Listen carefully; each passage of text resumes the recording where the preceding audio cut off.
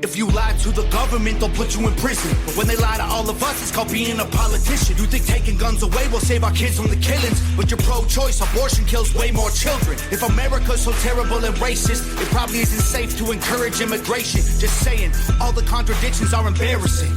You know who hates America the most? Americans. But we are all the same. We are red, white, and blue. Ashamed to be American? Okay, that's cool. Because honestly, we are all ashamed of you too. Y'all are so fake. Oh no. The forecast said that there'd be snowflakes. Whoa. And we're back one more time doing a little wide right turn on Just Blame Joey. Gotta tell you, it's been a busy couple of weeks. Lots and lots of legislative interim committee meetings that I've been going to. Tom Kelly's been going to. Of course, we sit on different sides of the table when that happens. We're going to get into not only some of those committee meetings, but some of the issues that came up. We have a special guest with us tonight. We're going to get in depth in one of the issues that came up in the Judiciary Committee meeting, and really, again, another multiple layers of the onion that need to be peeled. And we're going to talk about that tonight. But since we're going to have a long one, let's have a little intro of the bristling 42nd member of the Freedom Caucus, if you believe social media. Tom, what's going on, bud? Yes, I bristle. You know, that's the great thing about having a crime courtroom reporter fill in for a typical political reporter, because when Leo was doing his thing, he would report on what happened, what the votes were, what we said, and when Claire does it, she reports on our emotional reactions, our facial expressions. So twice now I've seen reports based on like the face I made during committee. So now I have to be mindful of that because I didn't even realize that, you know, I bristled.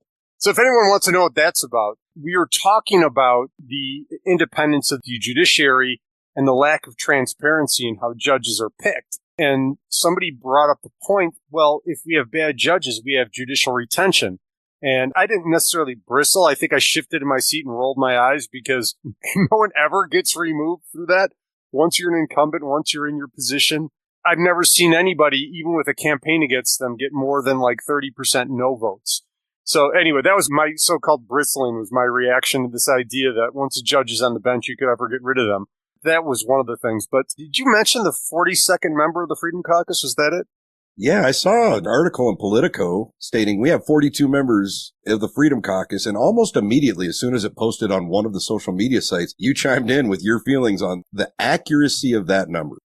Well, it wasn't Chip who said that. It was Politico. And it's kind of cool that like Chuck and Chip, you know, Secretary of State Chuck Gray and Speaker of the House Chip Nyman are somewhat becoming national political figures. People sometimes get worried about national politics infecting Wyoming. I think it's the other way around. Wyoming politics are infecting national politics. And I love that. I love the way that our smallest state in the country is at the tip of the spear right now, as far as just trying to roll back crazy government programs, trying to get government back in its lane. It's fantastic to see that. But in that political article, it mentioned that the Freedom Caucus in the House had a 42-member supermajority.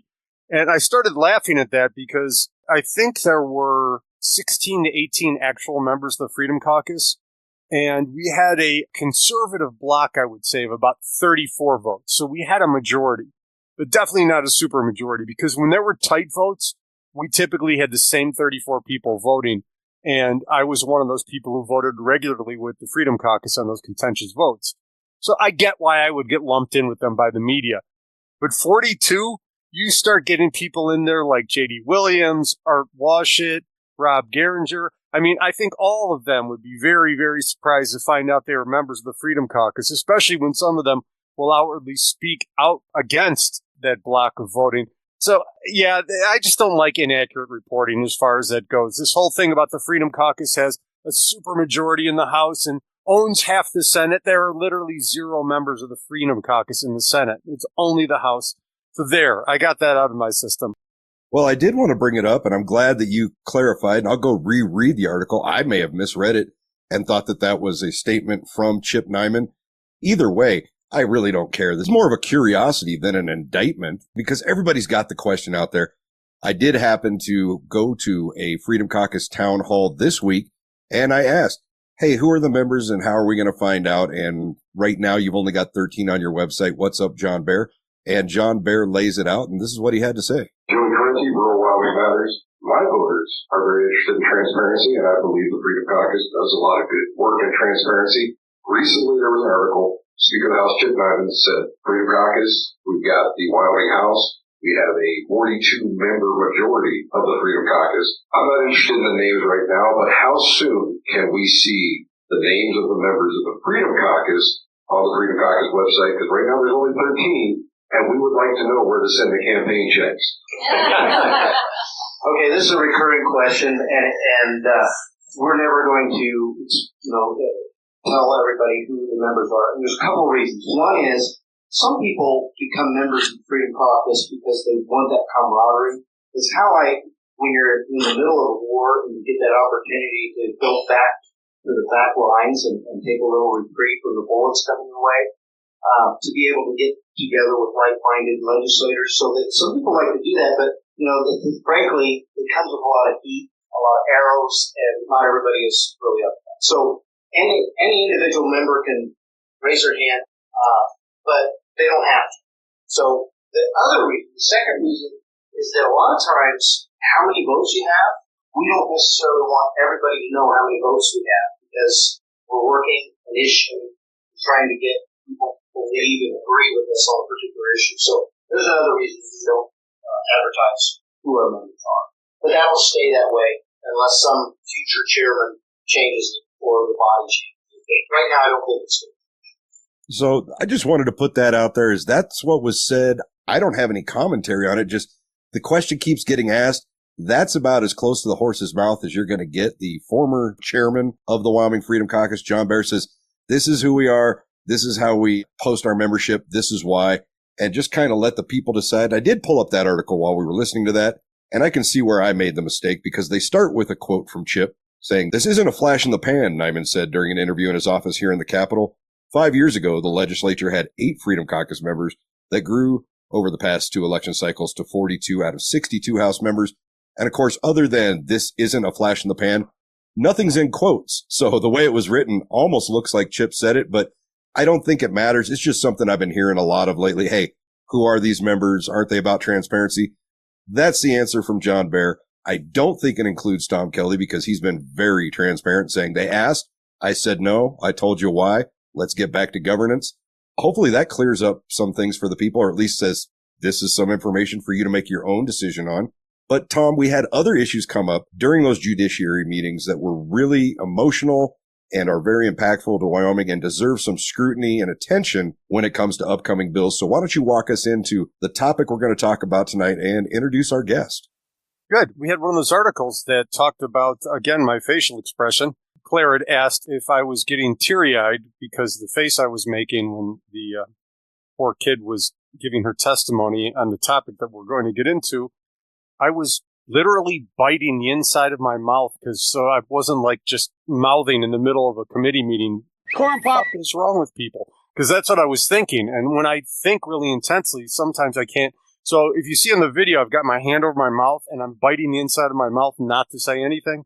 But what was so upsetting about this, or what was making me so angry, it was a 15-year-old kid who the last couple years of her life have been a nightmare because a middle-aged woman was cyber stalking her, spoofing her, pretending to be her, just terrorizing her on social media, on the internet, on her phone.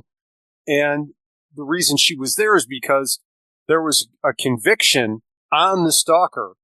And I think she got something like 12 months of unsupervised probation. I mean, just a figurative slap on the wrist, if that. And this kid is still being tormented by the same person. So we were looking at testimony to tighten up the laws in Wyoming around cyber stalking and stalking in general, specifically to make it a felony if an adult is stalking a child. And I had a conversation with our guest for tonight, and we talked something about it's great that this family's getting the attention they deserve because of what happened to them. But if you step back and take a wider look at the issue, this really hit the news headlines because a child was being stalked by an adult. I think sometimes we're too dismissive about how devastating it is for an adult to be stalked by an adult and how much more prevalent that is and how damaging that can be. So I thought it would be great to talk about that from a perspective of an adult who has been stalked and cyber stalked, I don't even think I really need to get into the details. We'll leave it up to you about what you'd like to say about your name, what type of details.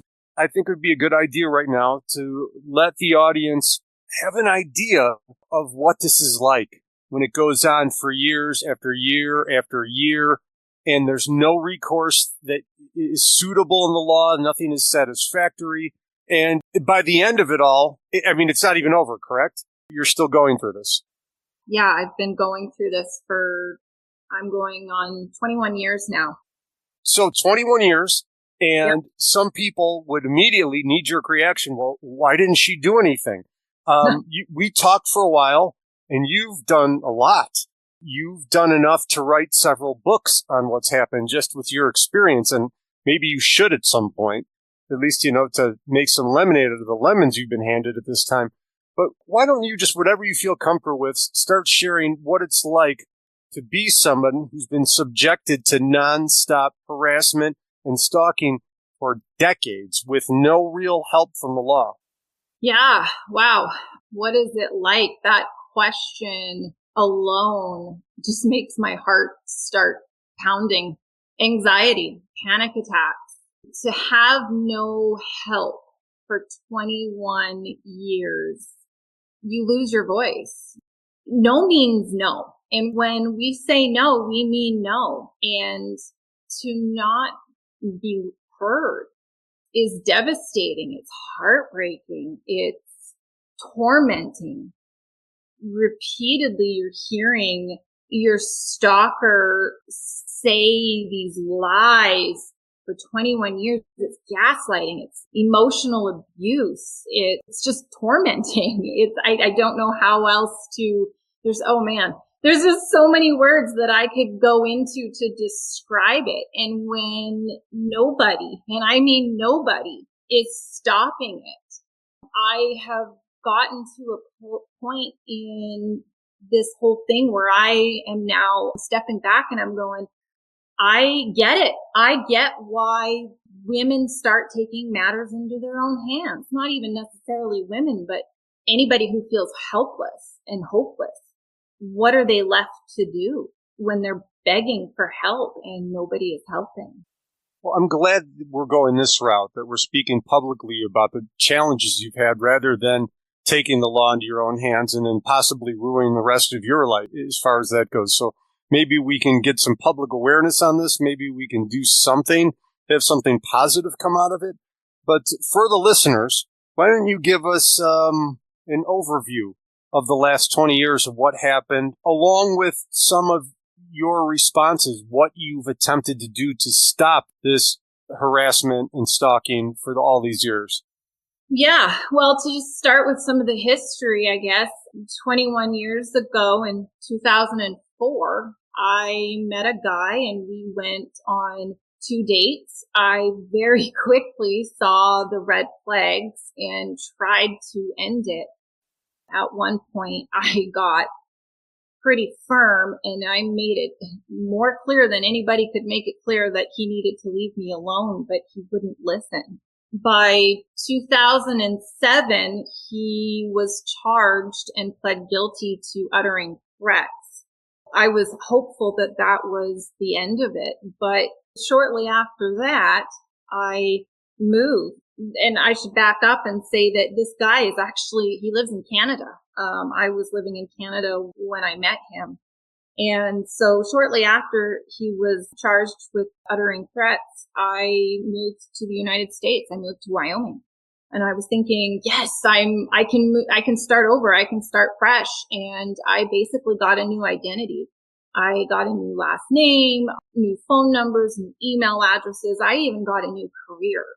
And my husband and I, we started a real estate business in Wyoming. And by December of 2020, I had realized that messages I'd been receiving for quite some time were him. And the last 5 years have just been absolutely horrible. He not only attacked me, but he also cyber stalked my mom, my dad, my brother, their businesses, my husband, and he doesn't even know these people. And things got really bad in 2022 when he hacked about 12 websites. Some of those websites were US websites. Other ones were in Romania, Africa, and so on. On the back end of these websites, in the HTML code that builds websites, he wrote messages with my name promoting sex trafficking. My name was alongside brothel houses and strip clubs in the United States. He told people to look into me to make money. I had to become my own private investigator because I was calling the police and I was saying, help me, help me, help me. Nobody in 2 countries would do a thing. So I had to collect the evidence, and I provided the Canadian police as well as every Wyoming department with, I'm not even exaggerating, about 1,000 pages in reports and evidence. And the Canadian police last year were able to obtain a forensic report of this guy's cell phones and laptops. They were able to prove things even further. In addition to that, he admitted on 3 separate occasions that he committed the crimes. One of the incidences where he admits the crime is to a Wyoming judge, where she verbally said, I am very alarmed by your actions.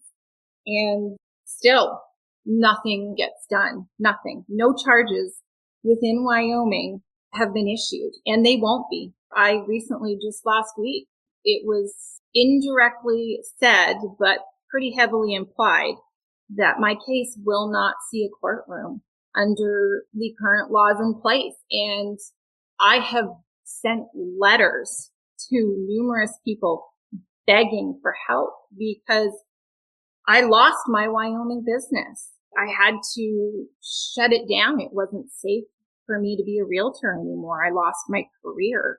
I have lost my way to earn an income because we live in a very digital world, and I can't have a digital footprint. And I can't even work in the other fields that I would love to work in because of that digital footprint. And so in my world, I do not live in freedom. I've got $100,000 in damages and gained PTSD as a result of being tormented for 21 years. In the last 5 years, every single department, and I'm not even exaggerating, has tried to pass the buck onto somebody else. And in some cases, I have actually been told by individuals that my case is way above their pay grade. And there's extradition treaties between Canada and the United States. And nobody is wanting to take on my case or do the prosecution process for just a measly, what I say, for a measly misdemeanor charges. I mean, who wants to go to all that work for just a slap on the wrist? But yet it's my life that I don't get to live because I'm hiding from someone in a very digital world. Let me jump in right here, Yeah. because somebody might be hearing this and go, yeah, it's a misdemeanor. The guy sends nasty messages. He says mean rumors about you. But you had mentioned losing your real estate career. You had a successful real estate career, and that was destroyed, and you can't go back into it. And you were talking about how you'd like to start up another job, but because everything is connected to the internet, you won't be able to do that. Well, help me and the listeners understand, what is he doing that prohibits you from going back into business? What shut down your real estate? What makes it too risky to go back online? So he was Google bombing, writing messages on our business and just Google bombing. How's Wyoming? How do you like Wyoming? You must be getting old. Stay away from these people, and just writing big, long, lengthy hate notes. And then he was also going to my dad's business and doing the same thing, just Google bombing. So 2 days after I got my Wyoming protection order, we have evidence to show and prove that he attempted to hack into my brother's business 2 days after I got my protection order. The police found VPN blockers on his laptop, and one of the VPNs he forgot to block or something. I don't really know, but we were able to trace, not the police, but my brother was able to trace the IP address that was attempted to hack into his company. And it led to the small community in Canada where he lived. And so for me to go into real estate and to show houses to people, I wouldn't be safe when he's going and promoting sex trafficking. I'm not going to go put myself in an empty home and show to complete strangers. In addition to, I didn't know who I was talking to with buyers and sellers. Is it him who's pretending to be a buyer? What emails am I responding to? What text messages am I responding to? I didn't know if it would be a setup. And then he was sending people to an empty home that I was going to show and have them kidnap me. Like I did not know what I was walking into and how he was into criminal activity, because I don't know him. I know his criminal behavior, but him personally, I don't know him.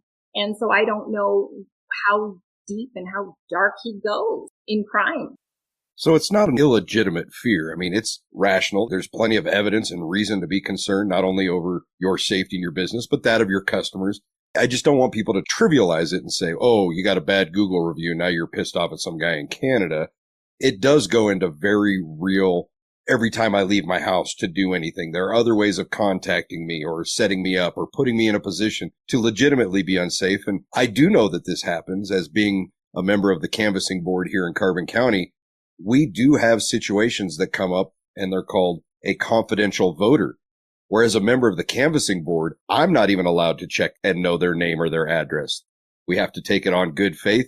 We see a court order that's redacted with names that says a voter will be able to vote and they will vote absentee, and their name will not show up on the voter rolls. Their address will not show up on the voter rolls, because that being public information and yours is a private business, it's still the same scam. They do everything they can to find out where you are, what you're doing, when you're doing it. And even if it's not to put you in physical harm, it's still a disruption. There's a fear, there's an anxiety, and then there's also the concern about, in your case, your customers. So I can see that some people say, ex-boyfriend problems, but I don't want to de-rationalize any of the legitimate concerns that could come up in this. Again, I've seen it on multiple levels, but also I want to lead into why we're probably not using your name and getting into granular detail about certain things is because of this. We do not need other links out there saying, here's something else that he can get into and use, because obviously he doesn't respect common dignity of the individual,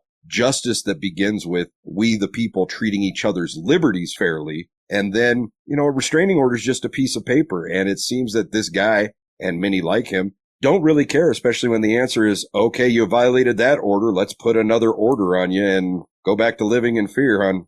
It is, in my mind, a situation that deserves legitimate contemplation and expansion, because how many times do you have to be re-victimized just in seeking your own justice while this is continuing in new violations of your sanctity, your security, stalking laws, or even the protection orders that are in place that are supposed to stop this? I've never been a big fan of protection orders because in my mind, it's just a piece of paper to somebody who's already known to breaking the law, giving them an opportunity to look slightly better if they don't break the law in the direction of this individual over a certain length of time. I'm not a huge fan of the implied security of a protection order. I need to ask here, because if somebody's just listening right now, you've got somebody who couldn't take no for an answer with dating, became obsessed, become a major pain in the ass. But quite often, these type of obsessive and vindictive stalking cases eventually become violent. Have there been any direct or any implications at all that he might get violent? Does he threaten your physical safety in any way? I think he learned from 2007 that he can't threaten it. And if he does, he's not direct. He tries to beat around the bush. Like just recently he posted something and, it was something in regards to, well, things are going to go from bad to really strange for you. And so he's just kind of learned how to, I guess you could say, manipulate things to not get that 2007 charge again. Well, prior to his conviction then, did he make violent threats before 2007? Yeah, there was one night he had sent me 100 emails just in one night. In amongst those emails, he was saying, I'm going to find you. And then another one was, when I find you, you're going to have nowhere to run. So that was pretty much as violent, I guess, as I could say that he has gotten is, once I find you, you're not going to be able to go anywhere. Oh, any rational person would take those as physical threats to your safety. Yeah, and I did. There was one night I had gotten a call at 3 a.m. and, I thought it was just a friend needing a ride from the bar or something. And I picked it up and it was him on the other line. And me and my roommate, we grabbed the golf clubs because that's all we had. And we slept in the living room because we were so fearful that he was just going to show up at our townhouse. We were terrified. Well, you're in Wyoming now, so I'm hoping that you have more than just golf clubs. Sometimes you got to laugh a little bit, but I know this isn't a lighthearted situation. It's very serious. Yeah. But I can't, for the life of me, as I'm listening to this, think of anybody I love or hate enough to invest this much time in. 100 emails in, you said overnight. I'm guessing that's less than a 24-hour period. I don't care about anybody positively or negatively, including me and my ego, that I guess this kind of action pumps up his ego. I cannot justify the investment in my mind regardless. So this is where it gets into also a mental health issue that I think is different than the kind of mental health issues Tom and I have talked about and are talking about addressing, but I don't want to get into the mental health side. Something that came up at the judiciary meeting that I got to ask you about.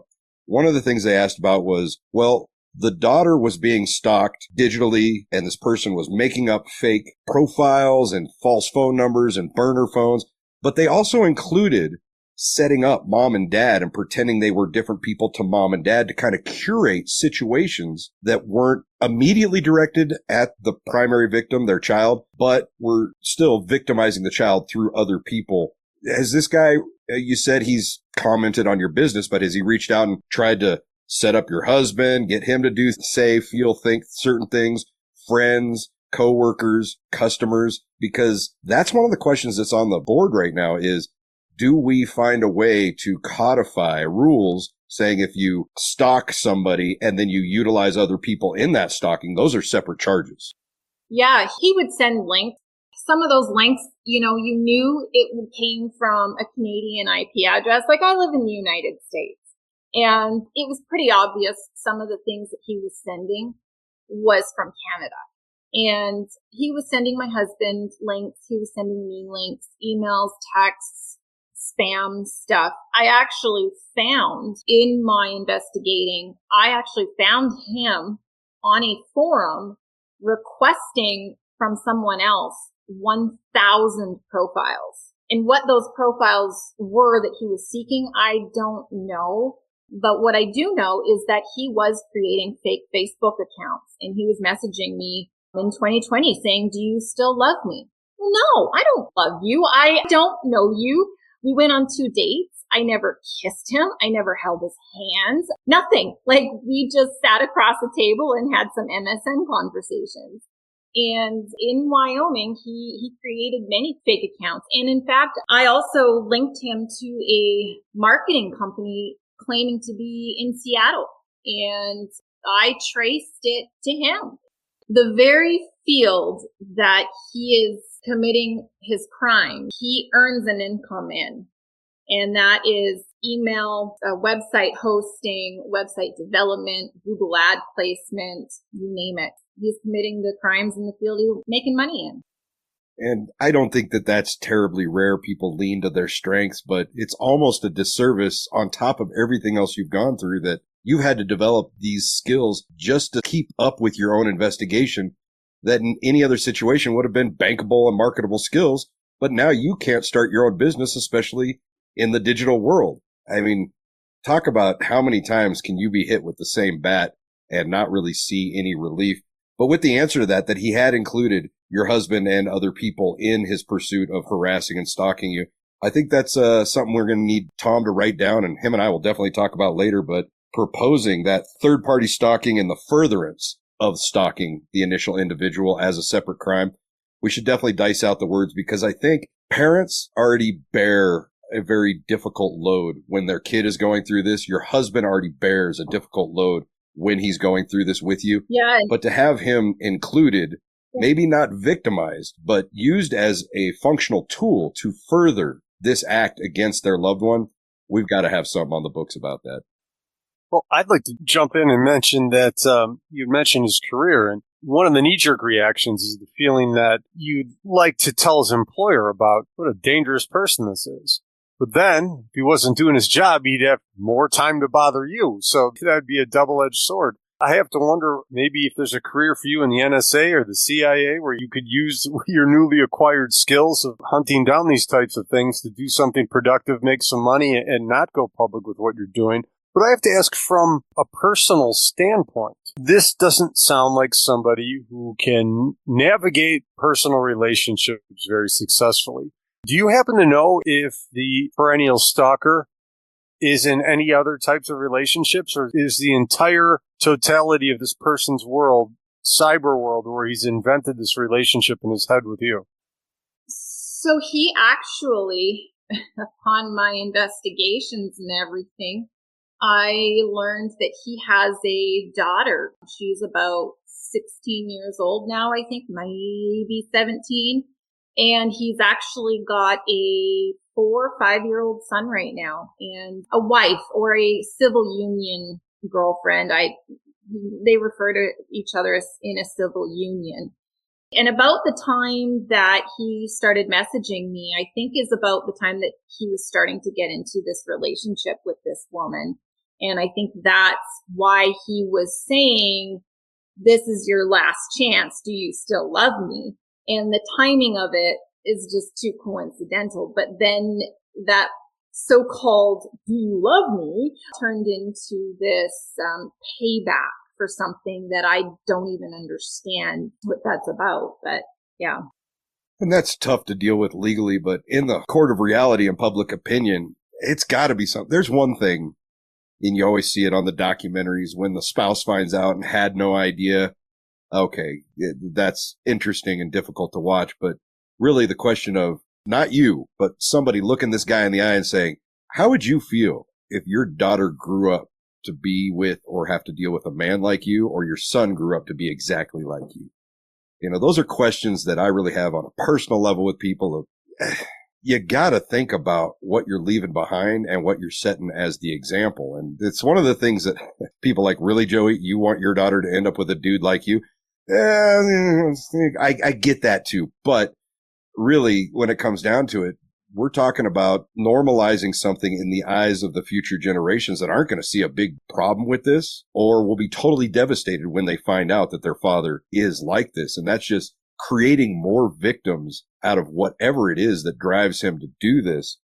But I want to get back into something else that did come up at the judiciary meeting, and they were talking about the intensity and the length of sentencing. And this actually came from the victim and their family as the proposal, saying the length of the jail sentence up to 10 years for the felony should be equal to the amount of time that the stalking happened. So for a year of stalking, you get a year in jail. And I talked to him later and I said, I hope you don't mind. I'm going to start exploring ideas of no less than 3 years based on the amount of evidence and the length of stalking, because if this stopped today, you wouldn't be okay.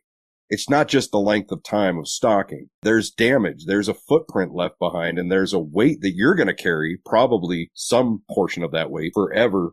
So how do you feel about, let's say we get this in there, it's a real thing, maybe even goes nationwide, stalking, especially against kids, or long-term stalking that's affecting people's businesses and family lives. When it comes to sentencing, I'm seeing a lot of probation. I'm seeing a lot of short, less than a year sentences, knocking it down from a felony. But what really gets me, it doesn't consider the totality of the impact of the stalking.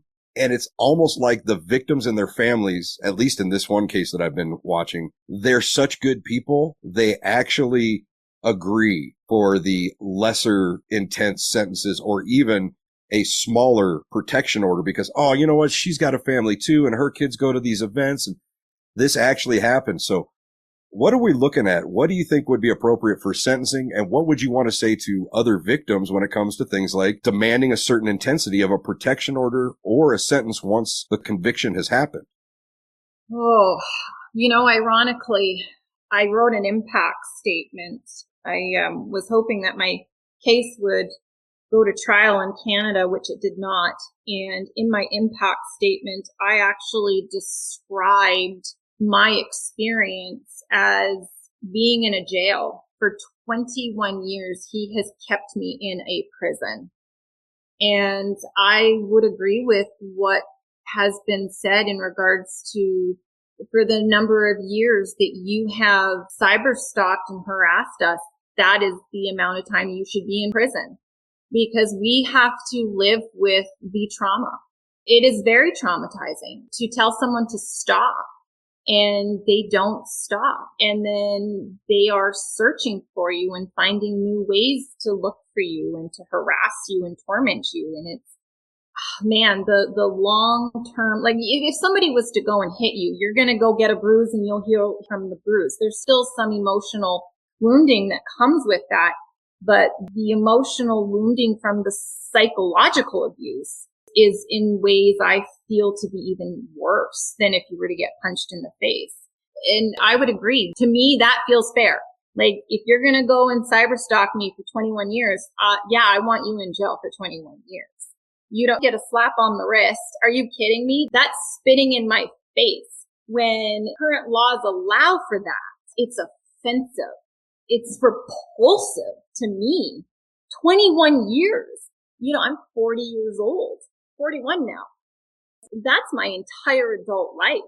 I have a family and I've been hiding, trying to hide. And I'm told that I have to hide more. And I not only have to hide, but my kids have to hide too. And I have to make sure that my kids aren't exposed. They go to school and I sign a waiver, don't put their pictures on the internet. And I have to look out for that until they're 18 years old. We need stronger laws. It's not okay to just get 12 months of probation. That poor girl has to actually walk into a gym and see her attacker. The emotional, I can't imagine. If I was to have to go and see my stalker face to face, the anxiety. That reminds me of what happened. I walked into church one day and there was a camera shoved in my face and I didn't want my picture taken. And I had a panic attack. Just the trigger of a camera being in my face. And I literally ran out of that sanctuary and I collapsed on the floor in the hallway and I cried because I can't even have my picture put on their Facebook page because I don't want him to know where I even go to church. That poor girl, it's just not okay. It's not okay. Tormenting doesn't stop. And maybe I'm just a meanie. I'm definitely more punitive than most people when it comes to what I consider real crimes of substance impact. I'm a 2-for-1 guy, maybe even 3-for-1, because there's the time you victimize them. There's the time for recovery, which may never be complete. And then especially, I don't know where you live and I don't want to know where you live. Here in rural Wyoming, if you stalk somebody for a year and you're gone for a year, they're coming back to your community and everybody knows there is no avoidance. So I'm kind of leaning into a 2-for-1, 3-for-1 buffer on this felony sentencing, especially with the adults versus children stalking. Maybe a 3-year buffer for every year of stalking. That'll be a conversation we'll have to have with Tom. Tom, you've been kind of quiet. What are you thinking? I was thinking that this type of just pure evil is so pervasive and it's so disgusting that even if something were to happen like, I don't know, he tripped and fell into a wood chipper and disappeared tomorrow, that the damage is she never heals from this. That electronic life is life now. Every time her phone dings, every message, email, every time she opens up a browser, there's trauma, there's anxiety, there's fear that this asshole will be there again trying to make her life miserable. Not to mention, you have to go back and think, it's not like they raised children together, had a nasty divorce, and this guy's angry and trying to get revenge. The guy's essentially a stranger who's got some serious mental health issues. She did nothing wrong. As a teen, went on a couple dates with a guy, realized the guy was off balance, and has been suffering ever since. It's so unfair. I have got a 19-year-old daughter right now. And if this started going on with her right now, I'm not going to say publicly I'm an elected official about what I might do with that type of thing. But I get very, very upset about these types of things because I'm somebody who has 3 daughters. I have a wife. I have 6 kids in general. And I have lived my entire life studying martial arts, studying firearms, studying philosophy, studying religion, doing everything I could to make myself the most formidable defender of everyone who's in my life, to protect people from people like this. So when you started talking to me about this, I bristled. The hair just goes up on the back of my neck thinking, these are the type of people I was created to deal with. So what I was thinking, Joey, was this. If this guy feels the urge to reach out and mess with anyone in her life, make my day, buddy. Go ahead. Start with me. I'm fine with that. Well, it's kind of interesting. You went from wood chipper to I'm an elected official. I shouldn't say anything to make my day. That was the full body. I did say if he just tripped and fell into it, there are no threats there. Well, we'll see if that stands up to the new stalking and uttering a threat laws that we end up passing. Just joking with you, Tom. I got to stay lighthearted. Otherwise, I get bristly like Tom and I'm chewing the inside of my mouth. These are never easy conversations for anybody to have. But yeah, the bottom line is no still means no. And just because it stops doesn't mean it's over for the victim. That's just going to take us into a whole nother show of things we need to talk about, the aftermath and recovery. But the focus in the Judiciary Committee is stalking laws, adults towards children. And there's a couple other layers that were put in there that are going to be sussed out. But before I get into those, let me ask real quick. You did say that there is a calculated monetary cost, that this has interrupted your business, your life. I can't imagine that therapy, court, all that stuff just comes free and you haven't kept track of it. But kind of separate from the criminal law would be civil action. Has there ever been any type of civil suit saying, hey, you've done this to my life and I need recompense? Or do you even know if there's a path to do that without a criminal conviction? So, good question. I've thought about it. I'm not a lawyer, but from my knowledge, I live in the United States. And so for me, I would have to probably go to Canada and do the civil route. Probably lose. I would probably lose because let's just face it, the laws in Canada are not that great. That's a whole other can of worms. So my strength is in the United States. And so for me to go the civil route here, they won't be able to garnish his wages because he's in Canada. The other thing is he doesn't make a whole heck of a lot from my research. His lawyer was a pro bono lawyer in Canada. And so that means from my research, he's making about $30,000-$40,000. So if I was to go the civil route and ask for my $100,000 in damages, I'd never see it. I understand the court also has no mechanism in either country to force that to happen. They can only issue the order that you owe this person that money, and there's no cop money truck from the state going to his house and driving to your house. I also consider, and I asked just because I wanted to know your experience, I considered another tier or layer of the onion where you get re-victimized for seeking your own justice. You have to go through all this process again, knowing that best case scenario, he's still not found guilty of a crime and anything happened to him. Just another piece of paper that doesn't mean anything gets issued and you have that symbolic victory. I don't think that's what they'll be talking about. Like I said, 2 separate parts of the law in our Judiciary Committee, but something that's interesting for me to look into because I don't see why it should be so difficult or take a restitution hearing during a victim's advocate statement in a criminal hearing where they're found guilty before anything could be made whole. I see it as a big package deal, but I'm also not a lawyer, regardless of how much time I spend in court. But that's, again, another show. Back to the adults versus kids focus of the judiciary meeting that we were at. Some of the things that were brought up was including grooming language in the stalking laws. And when it comes to adults versus kids, I can kind of get my head around it. I'm not sure that I'm looking at the same angle or down the same lane as the legislator that proposed it. But as an adult dealing with another adult, it's not necessarily grooming, but there still is that engaging in the narcissism. Even if you're battling it, you're still feeding this beast and almost being a participant in your own victimization. Am I off by seeing that? Yeah, just me. So I've been told, don't respond. For 21 years, don't respond. Change your emails, blah, blah, blah, blah, blah.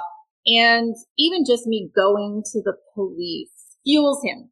Silence has fueled my stalker. I got a message back in 2007 when I had said I'm going to the police. He had even said, what, you're gonna go and put your own husband in jail? Like, buddy, you're not my husband. Like, come on now. For me, I have found nothing works. You don't want to fuel the narcissist. In 04 to 07, I said, this is what I'm going to do. Stop. No. You do all the things to protect yourself, and then you go silent, and silence fuels him. You go to the police, and the police are fueling him, and the guy's been issued tons and tons of warnings. Even the judge in Wyoming issued him a warning and said everything was enforceable in Canada, and that even fueled him for 2 weeks. So nothing. For people like that, it doesn't matter. Nothing matters. If they're full of vengeance, they'll go for vengeance. That's what I was thinking when you talked about the civil action. I figured that would just add fuel to the fire. Not only would that possibly make him angry, especially if he won, and make him more vengeful, but for somebody with this loose of a grip on reality, like all these years later saying, oh, do you love me? Wow. Would probably interpret the civil action as you trying to keep contact with them, trying to keep in touch with them. That would be a really bad route to go if you're trying to get someone to go away. But we're looking at this that you've followed all the advice. You followed all the legal routes. When's the last time he tried to reach out to you?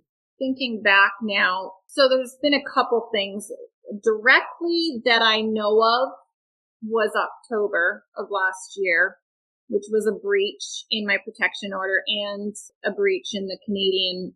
At the time, he had charges in Canada, which those charges were just stayed in January of this year. So that's gone. So he breached that. And then he did go to the police. So he actually got my impact statement, my victim impact statement. It's a 26-page statement of all of my emotional damages and physical damages. And he got that because he had fired his lawyer. And when he fired his lawyer, the prosecutor then had to hand over the whole entire case file. He signed an agreement with the prosecutor saying that he wouldn't take pictures or copies of the case file. And so when everything was over, he would have to hand over this file back to the prosecutor. As a result, that's how he got everything. Everything that I had been collecting over the years, he got. And so he tried to go around that whole thing by reaching out to the police here locally. And he put in a request for the documents here. And I got an email from my investigator. And he said, hey, just so you know, he's tried to get the documents over here. And so he's trying. I think he's trying to play it quiet right now because of the charges in Canada are stayed, so they're not completely gone. But once that expires, there's comments that have been made that this isn't over. This is not over for me. Not at all. Not at all. And that's exactly what I'm talking about with protection orders or even suspended sentences where it's only probation. It's a piece of paper that says, be slightly less criminal than you have in the past and not in the direction of this previous victim. And in a number of months, you're just fine, as if you somehow redeemed yourself or changed anything. It's terrifying to me because, like I said, I have a daughter. And I'm not going to say anything Tom did or didn't say. I'm just going to let people know. I have a daughter, and you already have legitimate worries about me, so FAFO. Yeah, that's one way of putting it. So I'm looking at this, and obviously there's no reaching this person. 2 decades of leave me the hell alone, and he interprets it as, well, she still loves me. There's no way to put that in words other than the whistle. But living in Wyoming now, and with the Canadian government being basically useless in helping you out, what could the state do? What would you like to see from whether it's local law enforcement or the state government. From your perspective, what policies or support would best assist someone like you who, through no fault of your own, other than the fact you just tried to meet a guy 20 years ago, has been suffering endlessly? I don't know how many times you've woken up in the morning and you were afraid to look at your phone, or how many times that you've had some dream that he showed up at your house or something like that. This has been going on for years. I understand the type of suffering you're going through. It's not the same thing. I have a daughter who survived leukemia, so I had years on end of the nightmares and being afraid of every phone call and every email I would get from the hospital. I always thought, this is it, she's dying. I lived in terror for years. So I know what it's like to live in terror for years. But my terror ended, and there was no one to blame for it. It was just, thank God it was over with. So I'm okay now, but you're not. In what ways, and you're talking to a state legislator right now, what could the state do to better support people who are experiencing this type of abuse? Take us seriously, please, because we just want a voice. We lose our voice when we're being cyber stalked because we can't say boo because it'll feed them, or it'll ruin our case. And I was told that even if I said go away, my case would have to start all over again. What I wish for may not be what could be reality, but what I really wish for is that police do something. But what's happening is that the police are going to, I don't know if I can say this or not, but the police are going to prosecutors. And they're getting permission from the prosecutors first. And if the prosecutors are like, yeah, no, I'm not going to touch it, then the police do nothing. Nothing. And not one officer in the state of Wyoming has made a call and said, you quit talking to her. No one. And, you know, it shouldn't be that way. It's backwards. Like, if my tax dollars are paying a prosecutor's wage, then you should be prosecuting what the police are bringing to you. I get it. The lawyers, they're protected and they get a say in what they bring forward. But I'm not agreeing with this, not with many factors, especially with cybercrime. I'm sorry. You're paid by the county to prosecute. So prosecute. And, you know, I would love to see new laws that would dictate how and what a prosecutor can say no to. I would love to see stalking charges go from misdemeanor to felony because the punishment does not fit the crime. It's weak. It's just the gaps. I mean, you're asking, you know, if you feel threatened, call 911, they say. And I've called 911 and I was terrified. And, oh, I'm sorry, we can't send an officer out to check your premises because we're doing a DUI checkpoint and all our officers are busy. I've heard that one. Like, we're just not taken seriously by any means. And for me, we have to arm up at home. I've got a family to protect. To play devil's advocate here, Yeah. because obviously you've been through some serious stuff for way too long. But do you think maybe police, law enforcement, they sometimes get, the boy who cried wolf syndrome? That anytime somebody sends a mean tweet, anytime somebody sends an angry text, an email, there's an ex-boyfriend who's being a pain in the ass for a while, that people come running to law enforcement and saying this person's stalking me. That maybe they've seen like so many cases of just bitter cyber communications that wouldn't really amount to stalking that maybe they even get jaded to it. I'm not saying that's what's happening, but I understand what you're saying here, because when we're talking about something like cyber stalking, I think about something that is often related to it, unfortunately, and that's actual sexual assault. That quite often there are women who've been sexually assaulted, sexually harassed, not taken seriously enough. How do you feel about maybe this possibly falling into that same general arena of you get a mix of serious complaints, a mix of serious abuses, And then you get a mix of some false claims or exaggerated claims, leaving law enforcement and prosecutors who are already up to their ears in all sorts of cases and things to filter through, that when you have a serious case of gears, it gets lost in the mix amongst all the BS, basically, is what I'm saying. Yeah, I strongly feel there needs to be better education and training with police officers. I have been on the receiving end of some huge ignorance, and I have had to get very firm with police officers over 21 years, both in Canada and in the United States. They try to just brush me off. Oh, just change your email address. Every single one of them at some point has, at the very beginning, oh, just change your email address, change your phone number. No means no. I've already done that. I changed my identity, basically. And you changed your country. Yeah. And just last week, I was asking for help again through another source. And knowing that it's been 21 years, they went and our conversation was ending with, well, just have you thought about changing your email address? And at that point, it was a spit in my face. It's just, there needs to be some empathy taught in this line of work, especially, or in this line of crime. When you're dealing with victims, we need to remember that there can't be a lack of empathy, whether it's sexual assault or verbal abuse. We can't forget the empathy factor, because what if you are talking to somebody who has a legitimate case? And I've talked to many officers who have unfortunately not been the kindest because they don't take the time to understand.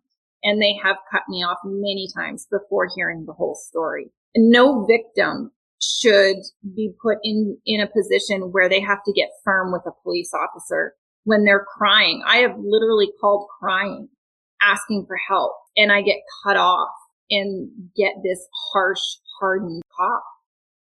And it's not fair.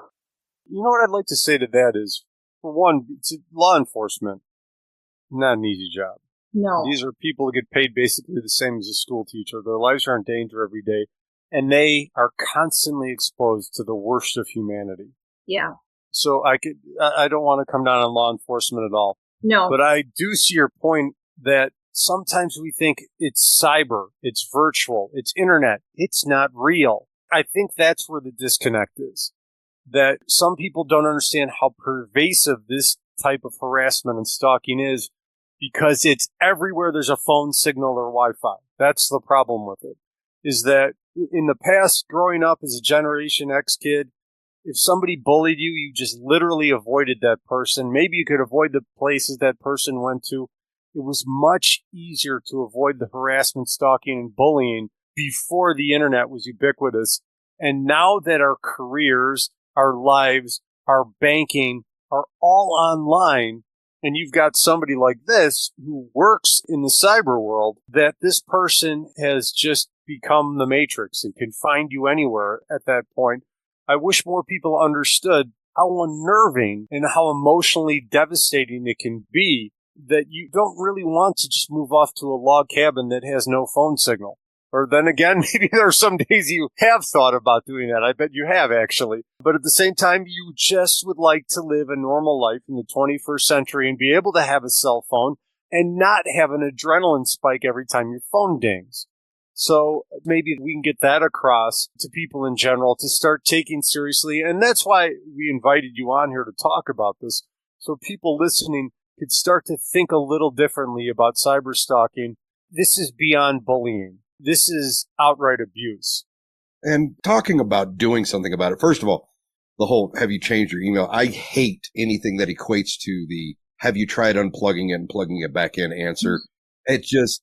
That's what I was thinking. I'm like, did you try restarting your computer? Oh, shut up. I get the suggestion, but since we're talking about legislation, and again, this is something maybe for Tom to jot down, we can talk about it later. I will be at that next judiciary meeting, but adding a component of post-training. Maybe, I don't know if you can teach or legislate morality or empathy, but is there a standardized process that you can go through with a modicum of dignity with the victim, whether you're going to prosecute or have enough evidence to charge or anything that would improve that victim's interaction? All of this is really nuanced, because if we just go full bore one way and say it's got to be this and we minimize the standards, it can easily be weaponized against innocent people, especially in small towns. I run into X's all the time because I live in a town of less than 2,000 people. We don't want it being weaponized or misused to push the system, the law enforcement, the victims' advocates, the courts into this really dismissive posture. But maybe an inclusion of some specialized training when it comes to stalking, mental health might be a valid conversation, if not addition to that bill draft, Tom, because, yeah, I'm telling you, I've heard it before too, and I'm surprised it's never been used against me of, oh, we'll never convict on that. We're not even going to go after that. You know, whenever it has to do with me, they're like, oh, nope, get them here into court. But the reality is, and I've said this before about people on the side of the road getting pulled over, you can't argue your case with a cop because, no disrespect to the police, but they're secretaries with guns that make appointments for you to talk to judges. And so there is multiple layers in the different agencies. And I think that can be somewhat addressed in law, especially if we're including additional training and the expectation that, hey, you have a specialist on mental health in your department. You have a specialist on cyber stalking, domestic abuse, whatever in your department that has the candor, if not the true empathy, to deal with these things more effectively for the victim. Because from day one, whether it's getting prosecuted or not, someone's getting charged or not, there should be these massive amounts of amenities and programs that we pay for as taxpayers throughout the state that should be offered, and the victim should be made aware whether there's a criminal case or not. You know, you made a really good point about we don't want the law to be over responsive, overly punitive, because I immediately can see instances where a father or a mother, there's a custody issue, a parent's not letting a parent see the kids, constantly sending texts, I want to see my daughter, that type of stuff, and then boom, the law is being used against this angry father who just wants to see the kid. That would be a complete misuse of this law, but that's what happens when you put that stuff in the statute, that we could have issues like that. What I'm hoping for here, and this is a long road, is a paradigm shift. 20, 30 years ago, the idea of sexual harassment was kind of laughed off. You get smacked on the ass, hey, boys are boys, that type of thing. And now we've had a paradigm shift in American culture where most people, obviously not everybody, understands that no means no. That what we used to consider men just being men, boys being boys, we now call sexual harassment. And people generally don't put up with it like they used to. If we could see the type of paradigm shift where cyber stalking, cyber bullying, and maybe basically cyber terrorizing an individual is taken a little bit more seriously as somebody getting up in your face and physically threatening you. That's the kind of paradigm shift I would like to see. Yeah, I think if you say, stop texting me, stop emailing me, stop messaging me on Facebook, stop. Like, and if you continue to go on, then, you know, it would be nice if there was something in the law that no means no. It is hard to consider those with kids and, you know, the ex-husband or the wife or ex-wife or ex-husband, you know, that gets to be really difficult. But at the same time, if there's a protection order against a husband or a wife, you know, that person went to great lengths to be able to be granted that protection order. And I have heard so many cases where those protection orders aren't being enforced. I have a friend right now who I was just talking to, and her stalker, who started 18 years ago, he just resurfaced. He's trying to find her 18 years later in Wyoming. I'm not the only one. No means no. Even if the wife goes and gets her protection order and the other spouse doesn't listen, you know, there needs to be quick repercussions for that, because we got those protection orders and judges heard us get those protection orders and they defended us. But to get back in front of that same judge, we're being blocked from getting back there. And I want to get back in front of that judge who had a very big concern and a heavy conversation with my stalker. But I can't get there because people are blocking me from getting in front of her again. And she was the only one who stood up for me and protected me. And I do want to clarify that when I was talking about the police, I have met some really good police. And I do not mean by any means to belittle them or demean them by any means. I have been burned, but with that said, I have an amazing person right now in law enforcement. And they have worked so hard, but they have bosses. And so I just wanted to quickly clarify that piece on on officers. But another thing that I had also thought about too was when the Canadian prosecutor was looking at my case, I heard of a new definition that I'd never really thought of before. And it's called cyber terrorism. When you think of terrorism, you think of 9/11 or other things like that. But cyber terrorism, that really hit home with me. And I'm going, man, that's heavy. That's heavy. It's using the digital world as a means to instill fear into you. You know, what I really hope comes out of this conversation is, I don't think Joey really understands this, but he has thousands of people who listen to him now. That's those hundreds of downloads a day to track into. That there are other people out there. There's no way you're the only woman going through something similar like this. There's no way. This is an anomaly. But as you've experienced, you've been told, be quiet and hope it goes away. And I wonder how many other women are out there being told the same thing. Just be quiet and hope it goes away. Here's your piece of paper. Wrap yourself up in it. Maybe he'll get bored and move on and stalk somebody else. Maybe some other people out there, now that you've had the courage to come forward, to go public and say, hey, this stuff is going on and this is very serious and my life has been seriously screwed up by it, even though I followed all the instructions and tried to do all the right things and got the conviction and did the research and documented the evidence and told the person to go away and ignored the person. I checked all the boxes on the sheet that I was supposed to make this go away, and it's still here. That you're not the only one out there, and other people who have experienced this type of tragedy in their life and this type of terror will speak up. And then maybe we could start getting that paradigm shift that I'm talking about here, that this is a very serious issue, especially as our lives become more virtual. And it's not changing. Cybercrime is picking up, and it's getting worse. It's not changing. There has to be change within the laws to meet the demand. It's just not going to get better. Digital identity is here. It's not leaving. And like I said earlier, it's more of a reality than we realize for our younger generations, our own kids. That's the only world they've ever known. And whatever they learn to get comfortable with early, they are unfortunately comfortable with and let themselves be exposed to more later in life.